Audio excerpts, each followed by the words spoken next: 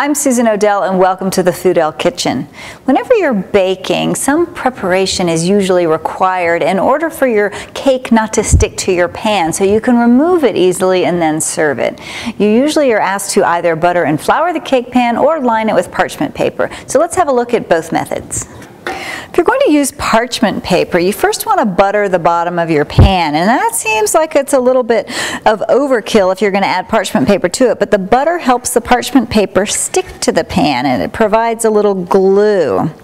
Parchment paper you can buy in just about any grocery store, and it's just a nice paper that can be baked. It doesn't burn in the oven, and it provides a good surface that your cake won't stick to.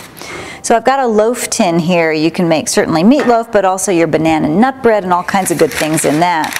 I've got a piece of parchment here. It's just the right length for my pan, and I'm going to put it down inside and let it stick to that butter, both on the bottom and on the sides.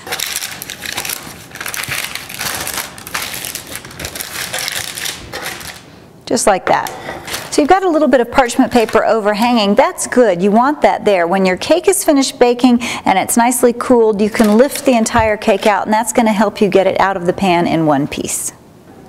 To butter and flour a cake pan, again, I'm just using a little bit of just room temperature butter, slightly soft, rubbing it with my hands. You can use paper towel if you prefer, but butter is good for the skin. And just get a nice coating of butter all the way around the pan, the bottom and the sides. So I've got a nice coating of butter, no big chunks or anything, and I'm just going to take all-purpose flour and spread it in the bottom. You can use any kind of flour.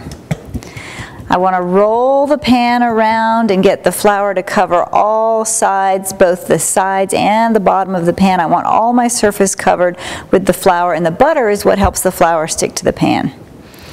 Once that's done, I'm just going to turn it upside down and give it a little tap and get rid of the excess flour. Voila! And that's all you need to do. Now you've got two ways to line your baking pan so that your cakes don't stick. They come out in a beautiful shape all in one piece. Makes life a lot easier. Bon appetit.